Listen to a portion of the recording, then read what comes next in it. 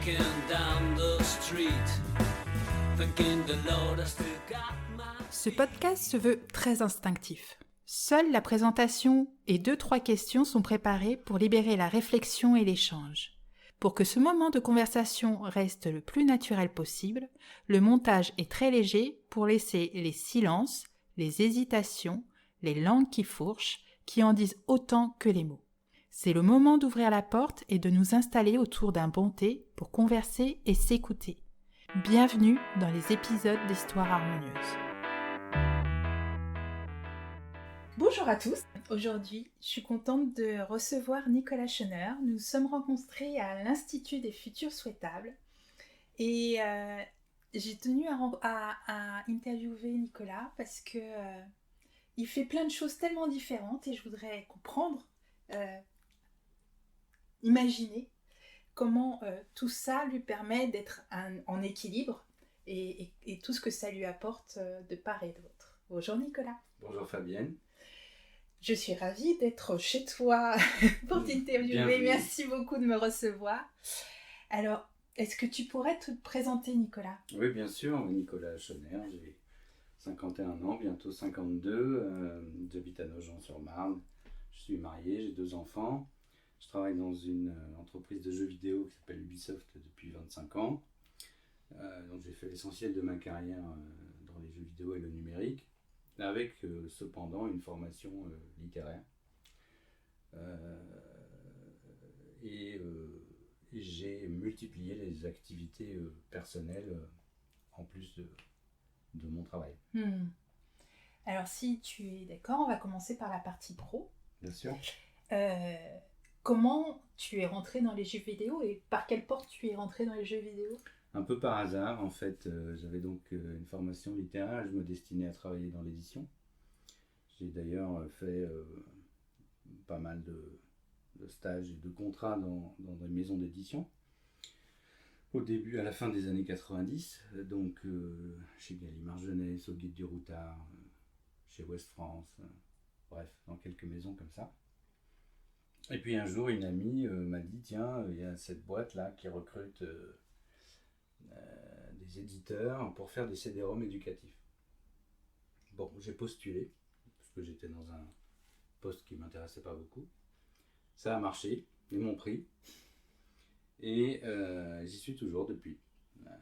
Et donc, en fait, j'ai commencé par faire d'abord des CD-ROM éducatifs, puis je suis rapidement passé dans la branche jeux vidéo, et j'y suis resté jusqu'à aujourd'hui. Et dans la branche jeux vidéo, tu faisais quoi exactement ? Parce que finalement, j'imagine que ta casquette éditeur est partie et tu as fait... En fait, ma casquette éditeur m'a servi, puisqu'en fait, Ubisoft est à la fois un développeur et un éditeur. C'est-à-dire qu'il vend les jeux qu'il fabrique. Au départ, c'était seulement un distributeur. Donc il y a une approche sur la création très importante, une exigence de qualité, et le métier que j'ai exercé presque tout du long, c'est les métiers autour de chef de projet. Donc j'ai été assistant chef de projet, puis chef de projet, puis chef des chefs de projet. Enfin bref, j'ai fait du producing, comme on dit, dans ce métier, dans ce milieu. D'accord. Et voilà. Et mais en fait, alors moi qui n'y connais strictement rien, donc chef de projet, tu pilotais en fait la production d'un jeu. Oui, c'est ça. C'est-à-dire que de l'idée du jeu, ou est-ce que l'idée arrivait et après tu travaillais sur le projet ou... Alors moi j'ai eu la chance de faire l'ensemble du spectre, depuis l'idée jusqu'à la sortie sur le marché. Et j'ai travaillé avec de très très nombreux producteurs ou chefs de projet dans le monde entier, en Amérique du Nord, en Europe, en Asie. Et c'était vraiment, c'est vraiment très très intéressant et une ouverture incroyable sur le monde. Et ça reste une industrie absolument passionnante, assez mouvementée, mais passionnante. Et qu'est-ce qui te passionne dans cet environnement ? C'est parce que pour moi, Ubisoft et en jeu, je n'y connais strictement rien. j'ai un mari passionné de jeux vidéo. Donc, si tu veux, je connais à travers ce qu'il aime dans les jeux vidéo. Et donc, pour moi, c'est un univers qui se crée complètement et qui... Enfin, tu vois, tu as l'univers, mais pour moi, c'est très flou la création derrière. Parce que j'imagine qu'il y a des graphistes, il y a plein de choses comme ça, mais de l'idée à ce qu'on voit en produit fini, j'imagine qu'il y a plein d'évolutions, plein d'étapes. Il y a plein d'étapes, il y a beaucoup de travail, il y a beaucoup de monde. Enfin, ça prend combien de temps déjà? Ça dépend du type de jeu. Ça dépend du type de jeu. Si c'est un jeu familial de danse comme Just Dance par exemple, ça prend moins d'1 an. Si c'est un jeu d'aventure en monde ouvert comme Assassin's Creed par exemple, ça prend plusieurs années. En fait, ce qui est vraiment intéressant, c'est le processus de création. C'est ça le plus intéressant. Alors ça s'inscrit à l'intérieur d'une marque dans laquelle on cherche à trouver ce qu'on appelle un gameplay, c'est-à-dire des nouvelles règles de jeu, avec une technologie donnée. Donc c'est un mélange entre du game design, donc créer les règles d'un jeu, de la technologie et des compétences aussi artistiques. Donc 2D, 3D, animation, plus les menus. Enfin, c'est des métiers assez complexes, plus complexes que l'industrie du cinéma, parce qu'il y a plus de métiers. Et ça prend du temps, parce que la concurrence est rude, il y a beaucoup de produits sur le marché, il y a beaucoup de plateformes. Il y a 2 milliards et quelques de joueurs sur Terre, donc il y a un marché assez énorme. Et il faut vraiment se distinguer pour sortir du lot. Voilà, mais j'ai rencontré énormément de gens extrêmement brillants et créatifs, et c'est ça qui est le plus intéressant. Oui, c'est vraiment la partie création qui est... après, c'est de la technique pure, j'imagine. Après, c'est de la planification, c'est de l'organisation industrielle, c'est beaucoup de préparation, d'organisation, de coordination sur des équipes très grandes réparties dans le monde entier. Parfois plusieurs centaines de personnes, sans compter les testeurs. Donc ça fait comme des petites entreprises. Chaque jeu, c'est une grosse PME. Oui. Voilà, c'est ça. Mais la magie, c'est ça dépend du type de jeu, bien sûr. Hein. Il y a beaucoup de différences entre un jeu familial, un jeu d'aventure, un jeu de simulation, d'avion ou de voiture. Enfin, disons qu'on peut faire énormément de choses différentes. Vraiment, vraiment beaucoup de choses différentes. Et c'est ça qui m'a toujours intéressé, essentiellement les rencontres avec les créatifs au début. Alors c'est des périodes parfois longues, parfois difficiles, douloureuses, parce qu'on ne trouve pas toujours, mais c'est là le plus intéressant. Et alors, je ne sais pas si tu as une réponse, mais moi ce qui m'interpelle, c'est à partir du moment où tu es dans ce moment justement de création, à quel moment, qu'est-ce qui vous fait dire « ok, on l'a » bah ça c'est la grande question. C'est beaucoup de réunions, beaucoup de discussions, pour être sûr d'avoir tous les bons acteurs autour de la table pour prendre la bonne décision, pour être sûr qu'on n'oublie rien, qu'on ne trahit pas les jeux précédents, qu'on ne trahit pas les attentes des joueurs, qu'on apporte réellement quelque chose de nouveau, une recette un peu nouvelle. Et quand on coche toutes ces cases, il y a un moment où effectivement on se dit c'est bon, là on tient l'idée, on tient le produit, on y va. Mais ça peut prendre des années avant d'arriver à ce moment-là. J'imagine. Donc parfois assez longtemps. Ouais, parce que la création c'est super. Moi je trouve ça juste quand ça t'arrive dans la tête et que le processus est super, sauf qu'à un moment donné tu sais pas, enfin pour dire ok j'y vais ou ok c'est bon, c'est la fin et je suis arrivée vraiment à ce qu'on voulait. Et j'imagine que c'est d'autant plus dur quand on est plusieurs, on va peut-être pouvoir le comparer avec ce que tu fais en dehors de ta vie professionnelle, mais justement, cette décision collégiale est peut-être plus compliquée à avoir que la décision seule. Oui. Alors après, ça dépend des jeux. Parce que c'est un peu comme la cuisine. C'est-à-dire, quand on a une recette qu'on connaît bien, on peut la répéter et puis faire le même bon gâteau tous les ans. Ça marche et c'est très bien. Mais quand on veut créer une nouvelle recette, là, ça prend plus de temps. Là, c'est plus compliqué. On peut se tromper. On peut choisir les mauvais ingrédients. On peut se tromper dans les quantités, dans les doses, dans la durée de cuisson. Et donc en fait c'est comme un peu c'est ça, on peut comparer à la cuisine ou ce genre de pratique. Et avant de trouver une bonne recette qui marche, inattendue, qui plaît à beaucoup de monde, il y a beaucoup d'essais-erreurs. Et on teste énormément des concepts tout le temps. On fait tester des joueurs. Des joueurs qui sont des joueurs connus, réputés qui ont l'habitude. Oui et non, les deux. Les deux, d'accord. Il y a aussi des joueurs lambda et on fait tester des concepts pour voir si ça prend un peu, s'il y a un intérêt, s'ils comprennent. Donc on teste énormément. Et avec tout ça, on teste en fait tout le long du processus de développement en permanence pour raffiner la recette.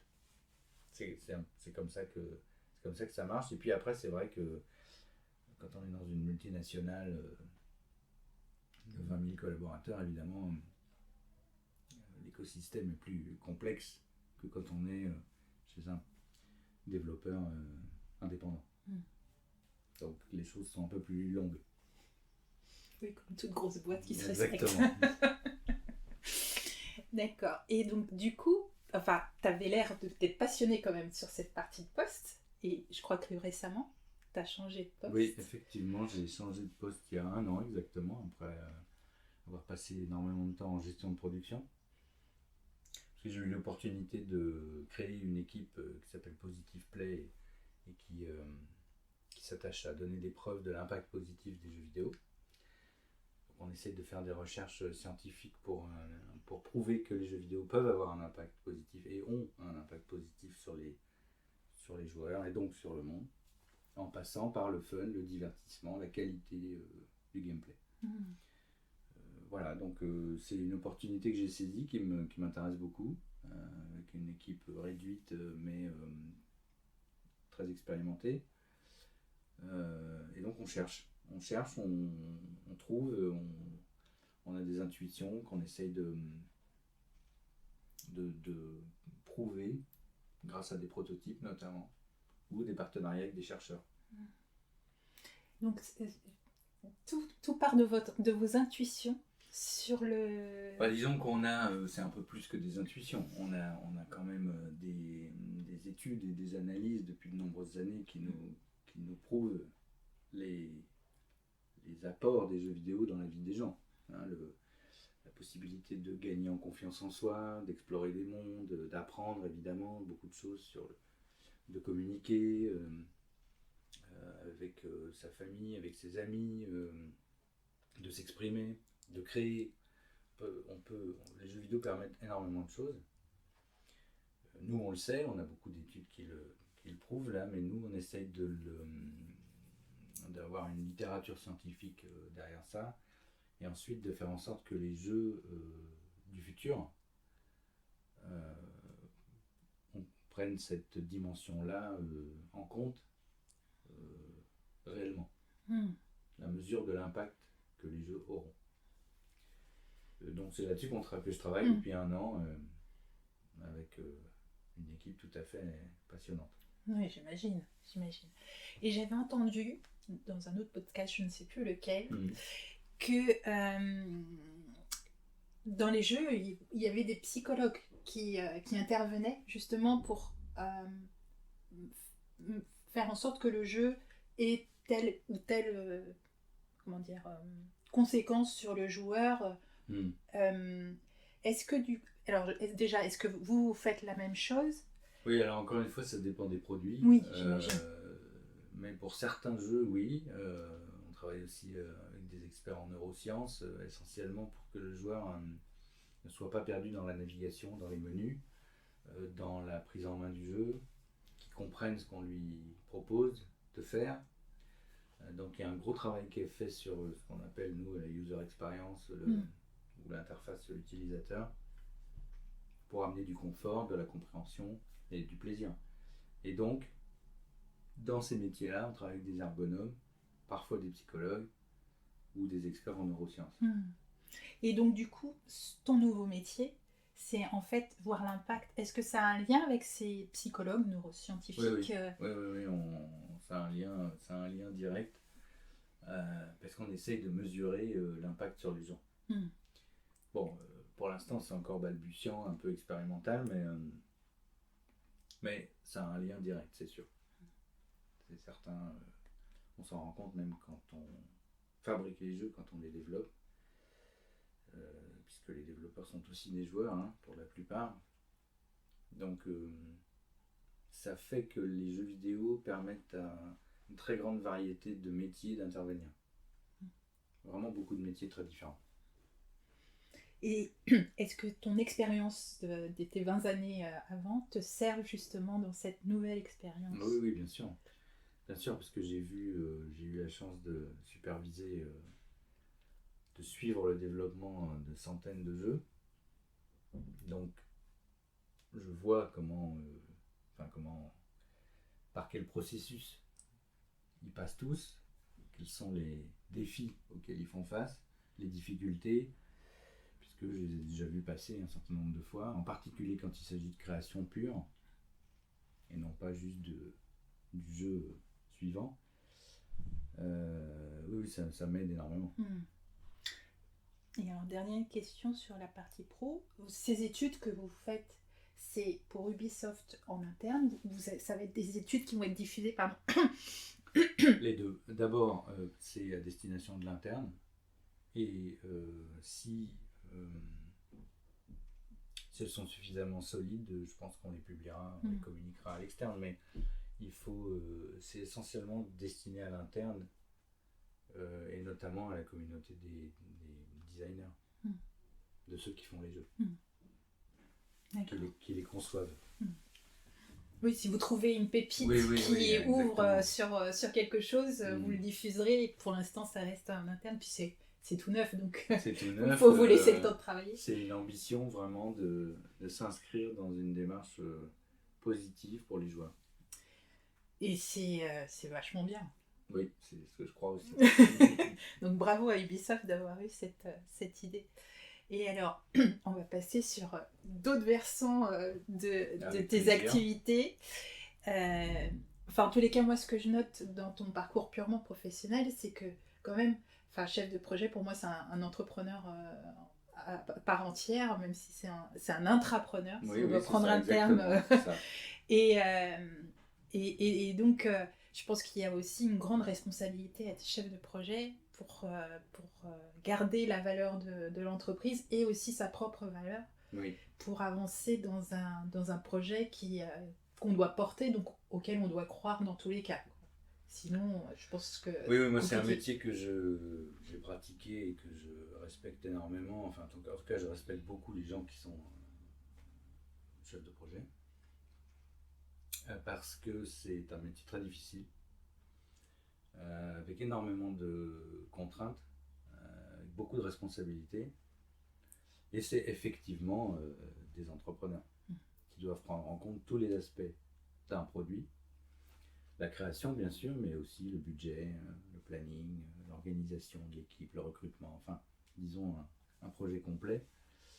Et moi, j'admire les chefs de projet parce que c'est beaucoup d'engagement personnel. Et donc, comme tu avais aussi besoin d'engagement personnel, tu as d'autres activités. Est-ce que tu veux bien nous en parler ? Bien sûr. Disons que pendant longtemps, j'ai toujours fait beaucoup de choses à côté de mon emploi, de mon travail. Pendant longtemps, j'en ai pas parlé d'ailleurs. Mais bon, maintenant c'est avec plaisir que j'en parle. Alors j'ai fait beaucoup de choses. J'ai fait de la musique, de la radio,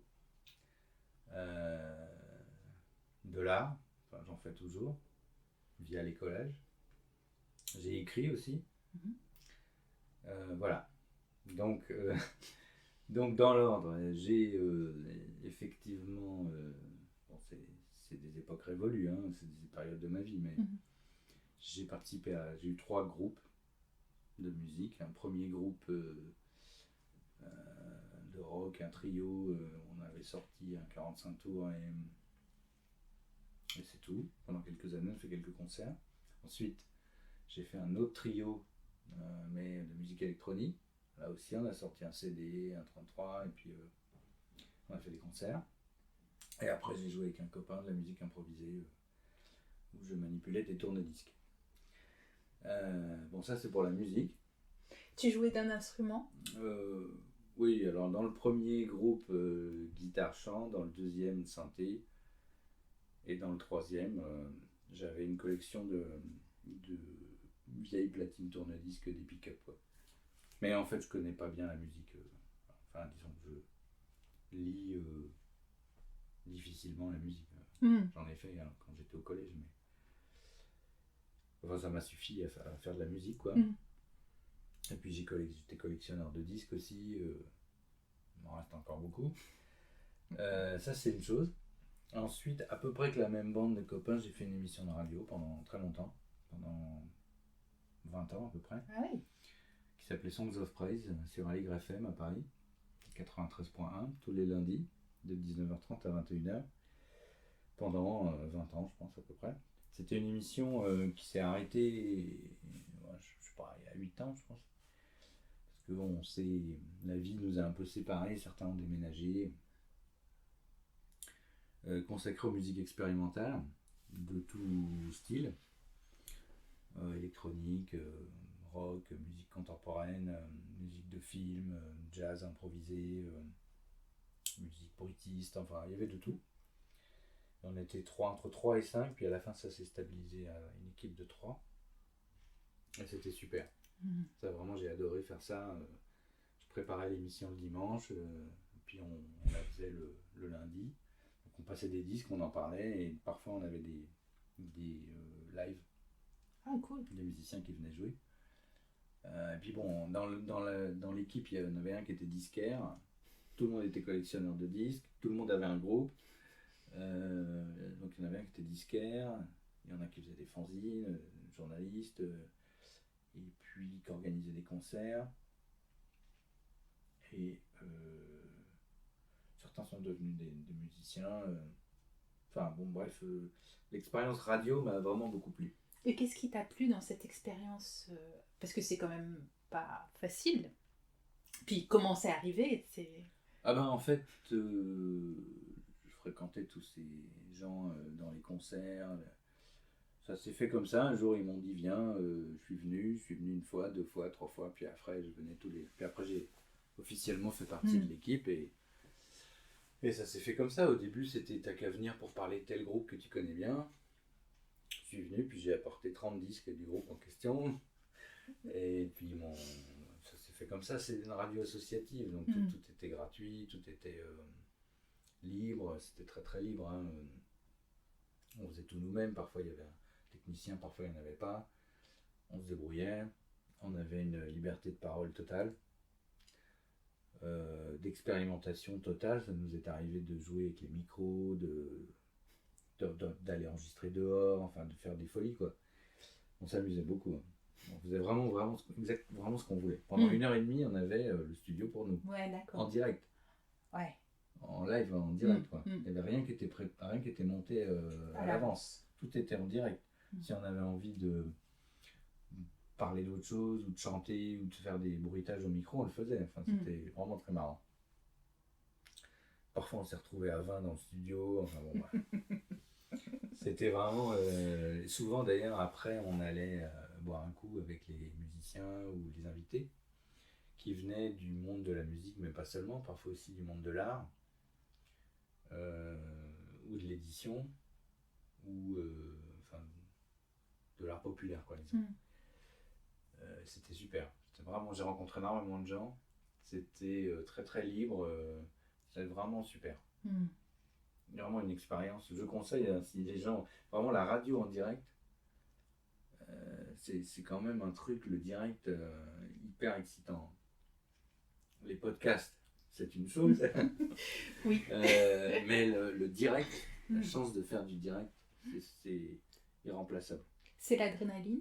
Adrénaline, et puis on est sur les auditeurs nous appelaient. En plus.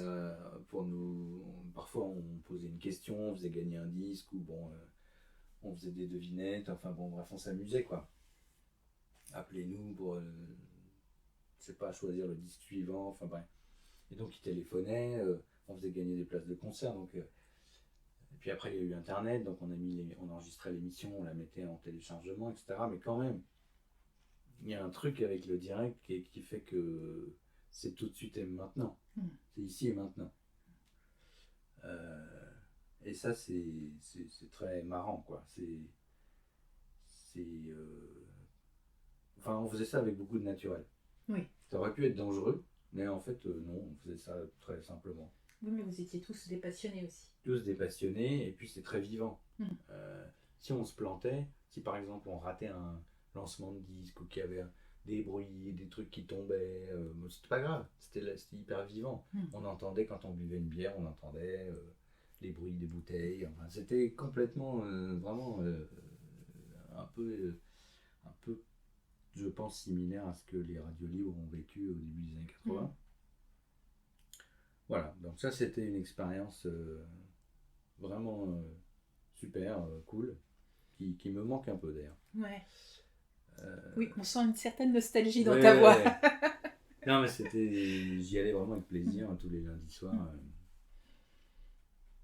C'était une mini-aventure chaque semaine, quoi. Et puis, donc la musique, la radio, l'écriture. Alors, il se trouve que j'ai écrit de la poésie depuis très longtemps, j'en ai publié dans des revues. Un certain nombre de revues, oui. J'ai publié aussi des articles, des chroniques de disques dans des magazines. J'ai publié quelques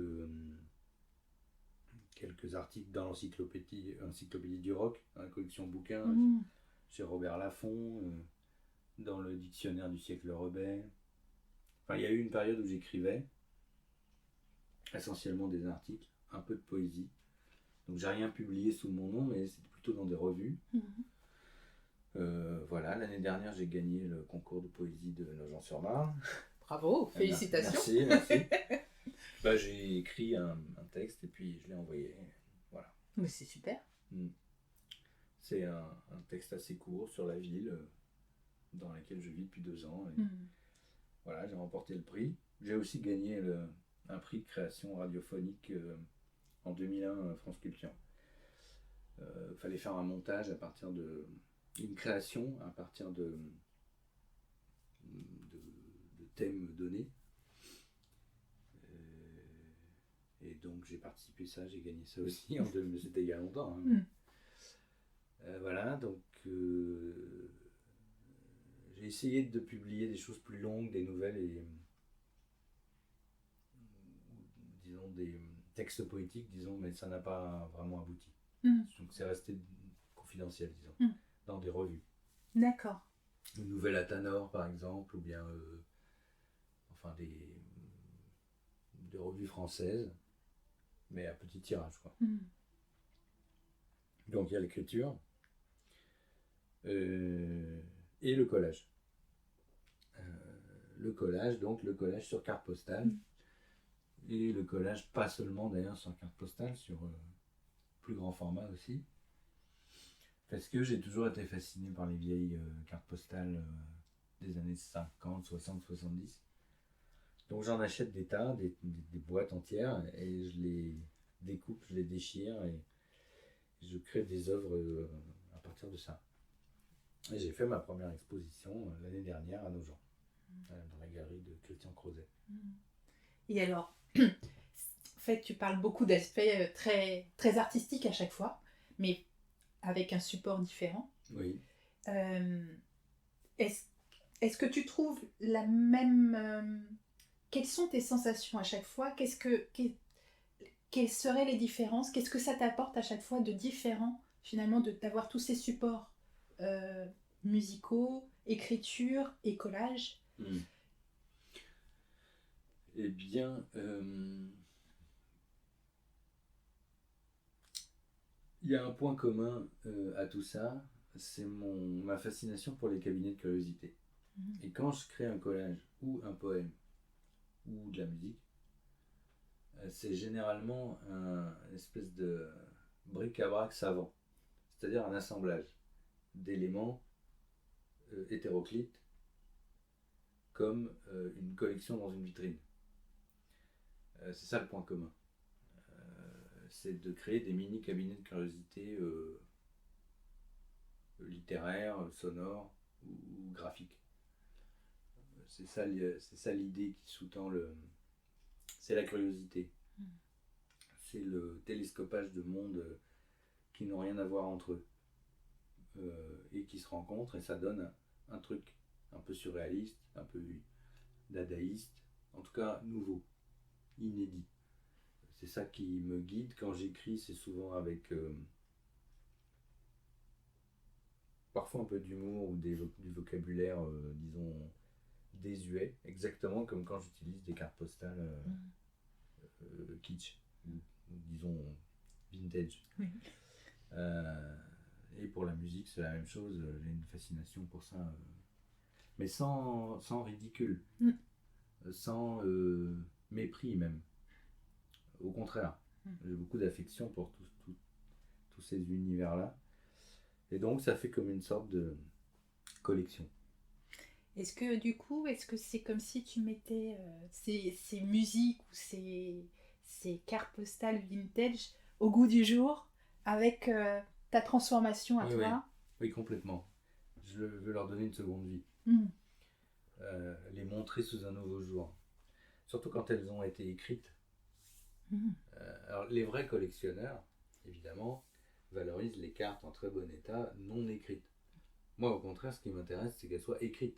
Elles ont une vie. Parce qu'elles ont vécu, parce que derrière, il y a des gens qui ont écrit quelque chose. Alors, des cartes postales de vacances, des cartes postales de voyage. Plus on remonte dans le temps, d'ailleurs, plus c'est des histoires de famille. Ou des gens qui s'expatriaient, ou qui partaient pour le travail, ou pour les études. Il y a des histoires de vie derrière chaque carte. Alors parfois c'est parfaitement dérisoire, du banal du quotidien, parfois c'est beaucoup plus touchant. Ça dépend.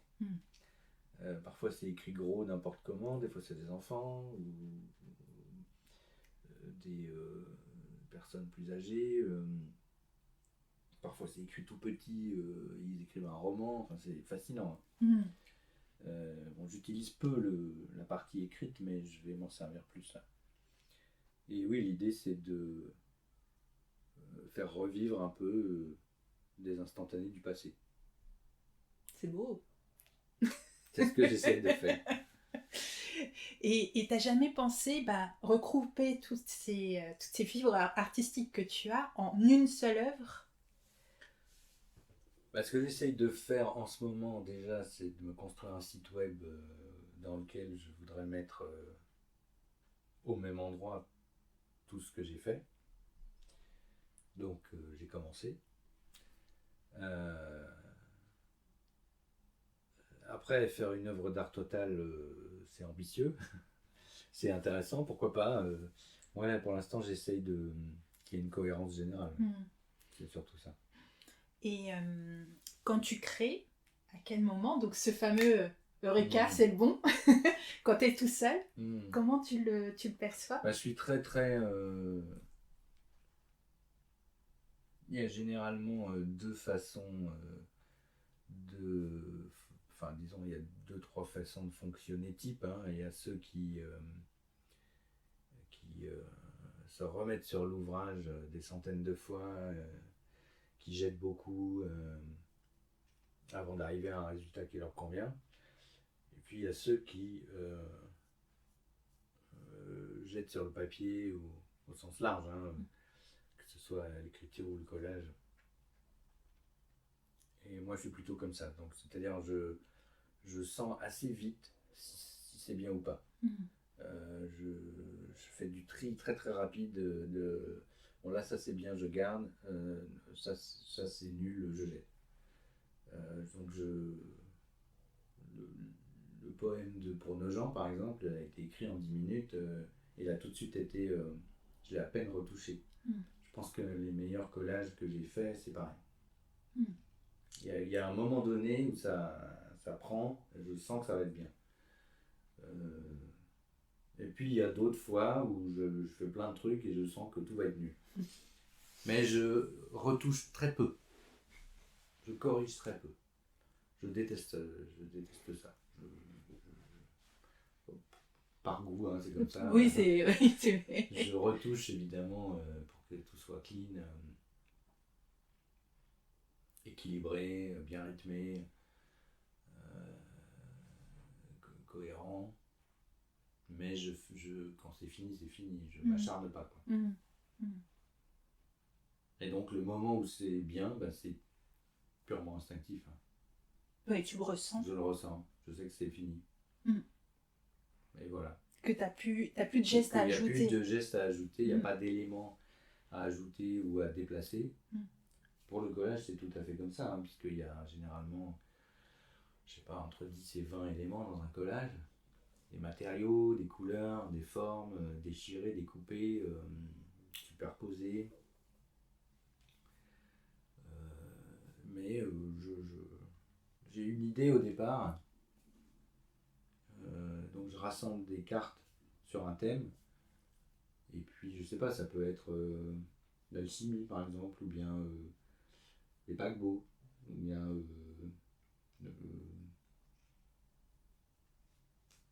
qu'est-ce que j'ai fait là récemment, j'en ai fait un grand sur la vie quotidienne dans les années 70.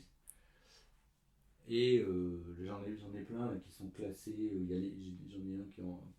Enfin, je peux te donner des idées.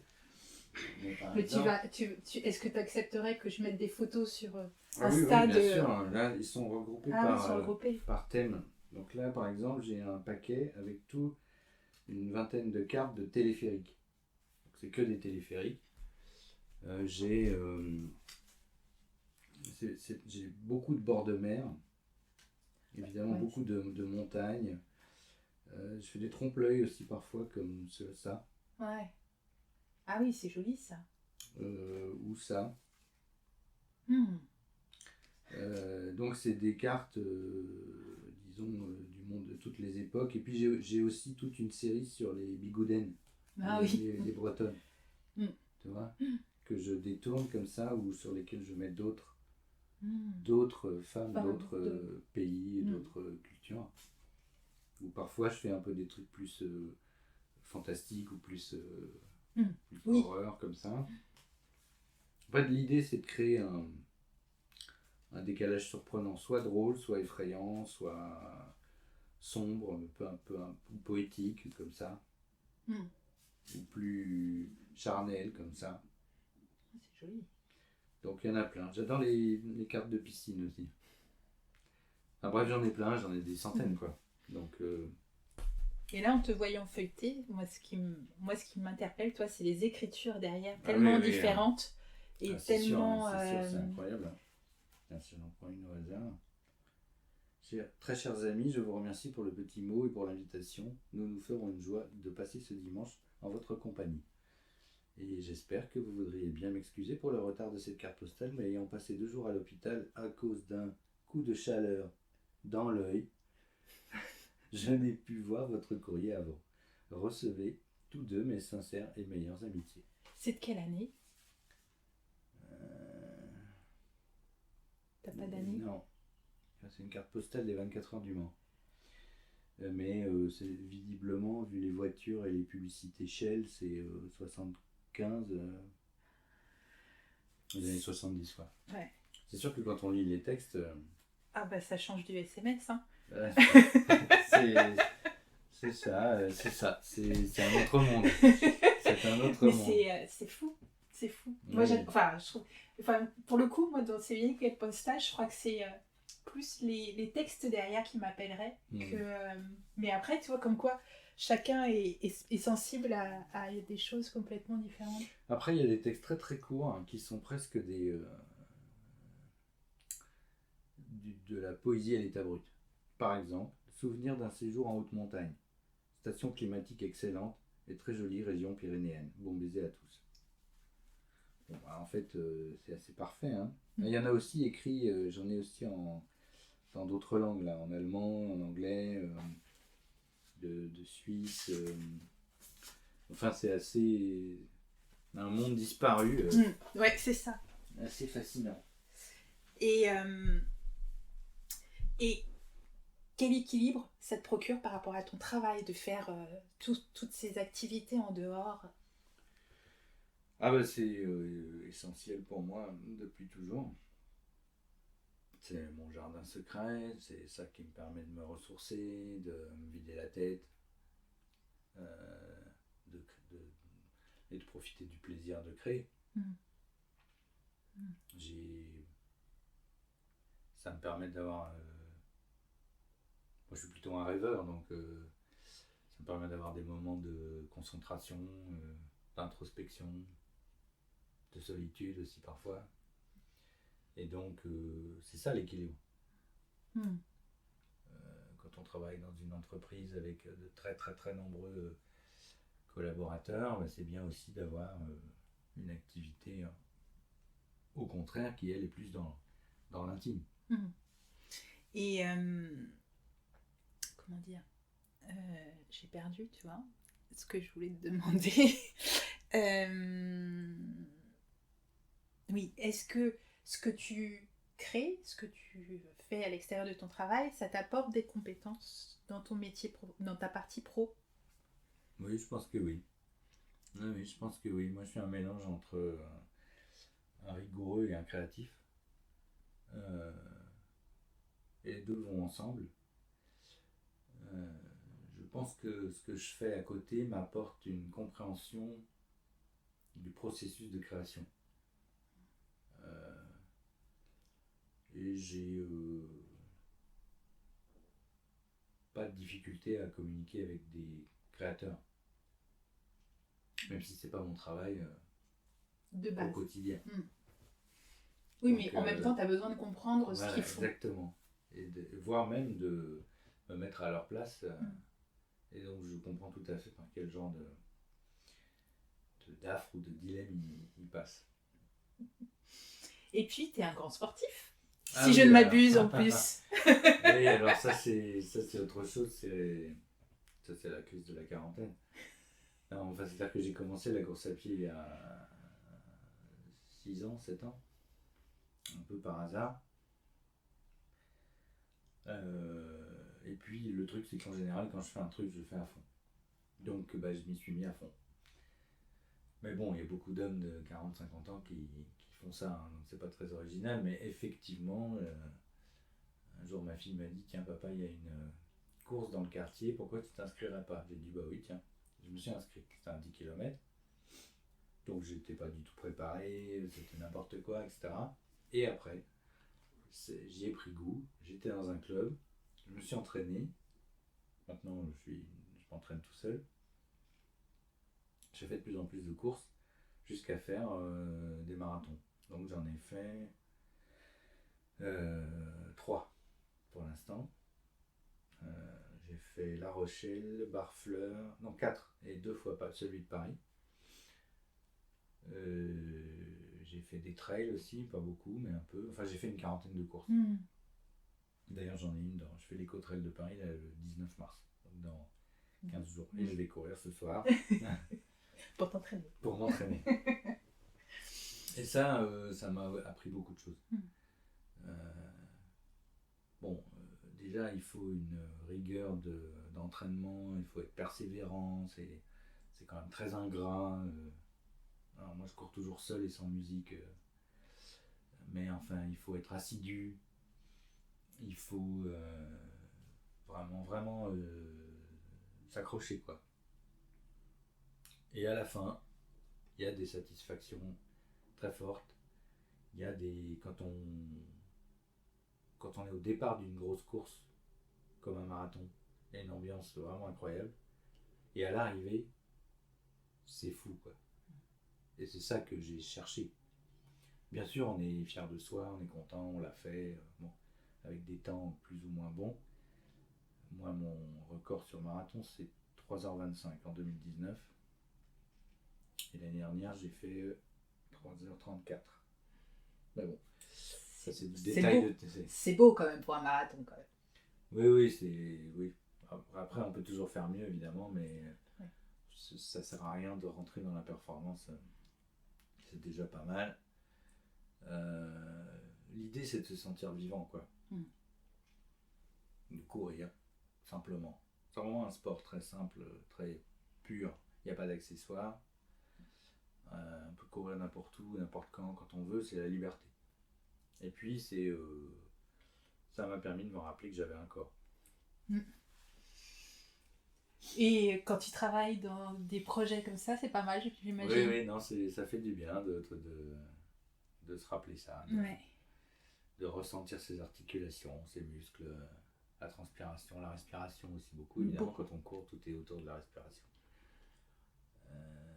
Ça m'a appris beaucoup de choses, ouais. Autour du se réapproprier son corps, se dépasser un peu. Pas tout le temps, mais bon, quand même, il y a certains moments où ça arrive. Moi, par exemple, je sais précisément à quel moment d'une course je commence à flancher. En général, c'est à 75% aux 3/4. Sur un marathon, c'est vers le 37e kilomètre. Et c'est là qu'il faut s'accrocher et serrer les dents. C'est là où il faut y aller, quand même. Là, c'est dur. Là, c'est vraiment dur. Où on trottine, on a mal partout. Et on a beau chercher une position, on trouve pas celle qui fait pas mal. Non, ça fait mal et puis c'est tout, quoi. Non, mais c'est très sympa. Bon, là, j'ai bien exploré le truc. Donc, bon, maintenant, c'est plus une routine. Mais je me suis passionné pour ça, vraiment. Alors, si je dois te conseiller une course, toi qui aimes l'ambiance, c'est Marseille-Cassis. Ah oui, elle est dans ma liste. Moi, je l'ai fait 2 fois. Et en ambiance, c'est vraiment, c'est vraiment super. Il y a Nice-Cannes aussi qui est pas mal. Et puis Marvejols-Mende. Enfin, quelques courses mythiques que j'aimerais faire. Je pense qu'en septembre, je me suis inscrit à le trail là, dans le nord de la France, Cap Blanc-Nez, Cap Griné, au-dessus de la baie de Somme. Là. C'est très beau. Je cherche un plus maintenant les courses dans des beaux paysages. Enfin, des paysages sauvages, quoi. Ouais. Et puis, j'ai fait la course du viaduc de Millau. Oh. Ouais, c'était super. Ça doit être magnifique. C'était assez dingue. En fait, ils la font que tous les 2 ans, puis après il y a eu le Covid, donc là, j'ai fait la dernière édition, je crois que c'était 2018. Quand on court sur le viaduc en haut, on le fait dans les 2 sens. Ouais. Ça rend super. Hein. Oui. On est là tout en haut, presque dans le ciel, quoi. Et je pense que c'est vraiment une sensation particulière par rapport à une course sur route classique. Oui, en fait, ça monte très fort pour aller sur le viaduc. Ensuite, on fait l'aller-retour sur le pont et on redescend. Alors, dit comme ça a l'air tout simple, mais en fait, c'est une course assez exigeante parce que là-haut, il y a beaucoup de vent. C'est vrai. Et par contre, la vue, le paysage, l'ambiance, c'est incroyable. Oui, j'imagine. Ben, merci. Alors, du coup, en fait, tu explores toutes les parties, toutes les sensations qui peuvent exister en nous et qui nous permettent d'avancer dans la vie de tous les jours. Oui. Et par ton travail, mais aussi par rapport à tes activités externes. Et finalement, tout ça te permet d'entreprendre toute ta vie. Oui, on peut le dire. Classiquement, parce que finalement, tu fais ce que tu aimes et ce que tu as envie de faire. Et en fait, c'est des choix que tu fais à un moment donné. Disons que je suis quelqu'un d'assez curieux, en fait. Je m'intéresse à beaucoup de choses. J'ai besoin de trouver tout le temps des nouveaux sujets d'intérêt. Sinon, je m'ennuie. Et donc, quand j'en chope un qui me plaît vraiment, j'y vais à fond, quoi.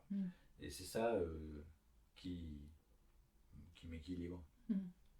Et est-ce que tu as déjà l'idée du prochain truc qui te titille et qui dit que tu irais bien les voir? Disons que là, je suis en train de faire évoluer mes collages vers une pratique artistique réelle, c'est-à-dire sur toile. J'aimerais bien exposer plus. Donc ça c'est un champ à explorer assez vaste quand même, parce que ça veut dire travailler avec des galeristes.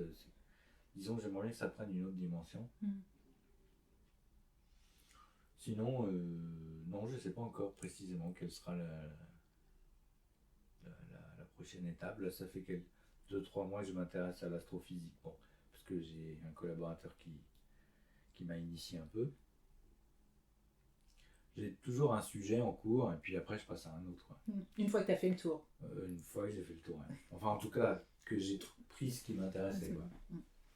On n'a jamais vraiment fait le tour d'un sujet, mais j'essaye d'être capable d'en parler correctement.